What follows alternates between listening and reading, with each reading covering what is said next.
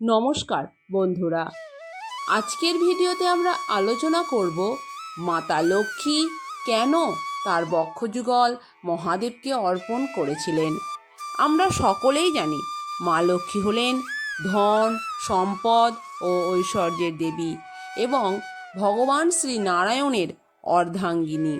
কিন্তু এটা হয়তো আমরা অনেকেই জানি না যে তিনি কত বড় শিব ভক্ত ছিলেন এবং তা প্রমাণ করার জন্য কি করেছিলেন।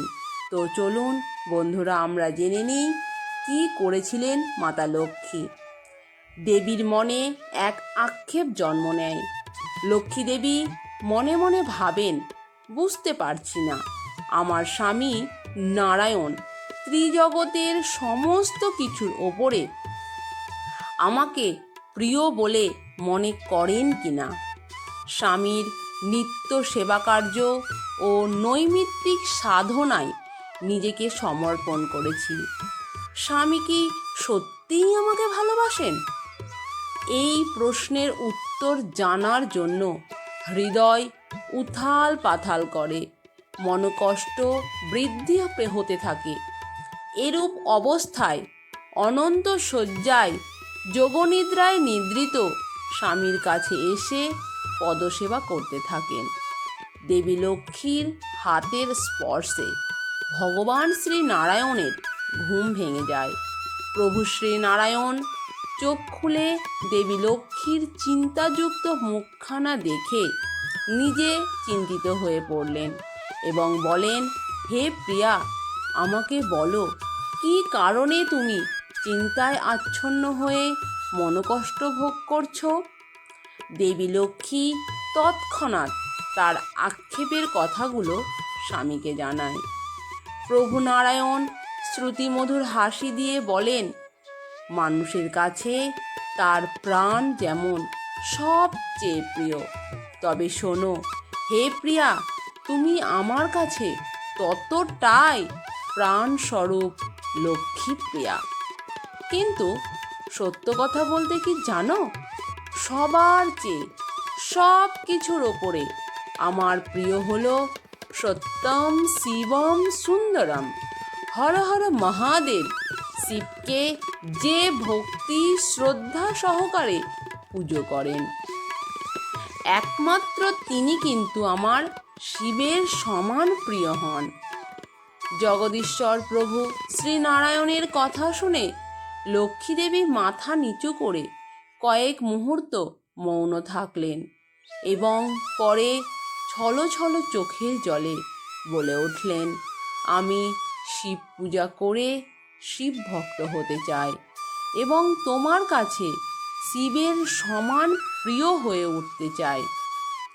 ভগবান শ্রী নারায়ণ অতি প্রসন্ন হয়ে লক্ষ্মীর চোখের জল মুছিয়ে দিয়ে কানে কানে শিবের প্রিয় পঞ্চাক্ষর মন্ত্র নমঃ শিবায় প্রদানের মাধ্যমে আশীর্বাদ করেন। তারপর বললেন, শিবলিঙ্গ স্থাপন করে নিজের হাতে 100 পদ্ম চয়ন করে শিবকে নিত্য পূজার আয়োজন করো। দেবী লক্ষ্মী তার স্বামী নারায়ণের নির্দেশ অনুসারে বৈকুণ্ঠ ধামে শিবলিঙ্গ নির্মাণ করেন। রত্নমন্দির বানিয়ে শিবমূর্তি প্রতিষ্ঠা করেন। স্বামী নারায়ণের কথা মতো লক্ষ্মী দেবী সরোবর থেকে নিজের হাতে গুনে গুনে 100 পদ্ম নিয়ে আসেন। সংকল্প করে নিত্য শিব পূজা শুরু করেন।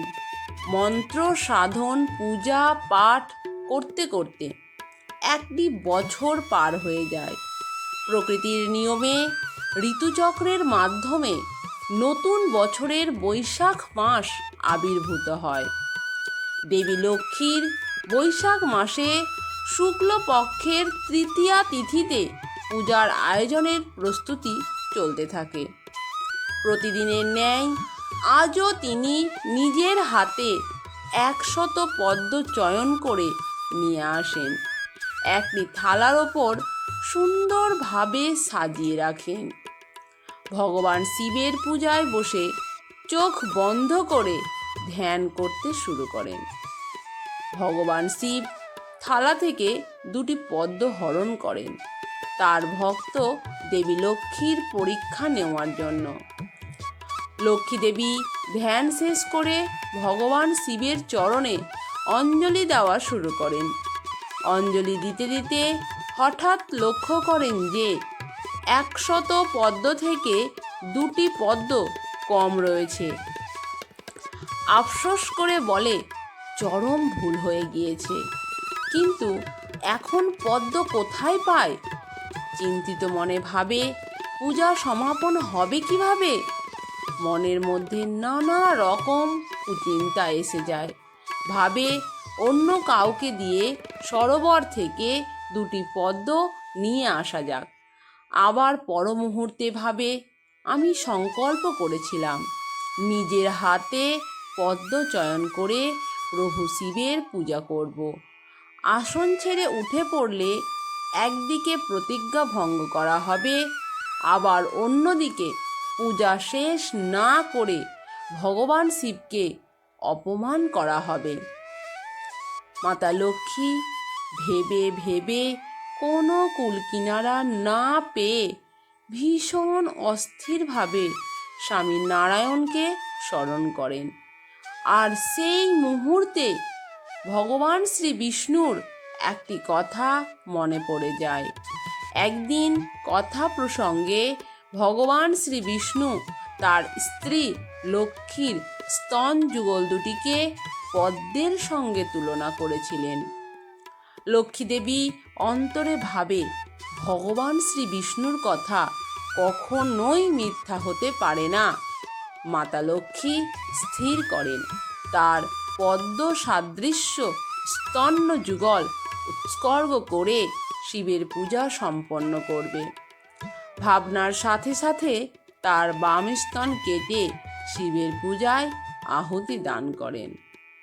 ভগবান শিব ভক্তের এইরূপ পূর্ণ বলিদান দেখে নিজের মনে অনুশোচনা করেন। ভগবান শিব মনে মনে ভাবেন, পদ্ম দুটি হরণ না করলেই ভালো হতো। লক্ষ্মী দেবী তার ডান স্তন কাটতে উদ্যত হয়েছে। ঠিক সেই মুহূর্তে মহাদেব আর চুপ করে থাকতে পারলেন না। দেবী লক্ষ্মীর সম্মুখে আবির্ভূত হয়ে হাত চেপে ধরে বললেন, মা, তুমি ক্ষান্ত হও। তোমার স্ত্রী অঙ্গ ছেদন করে আমাকে অনুতপ্ত করেছ। তোমার আত্মবলিদানের জন্য আমি প্রসন্ন হয়েছি। তুমি কি বর চাও বলো?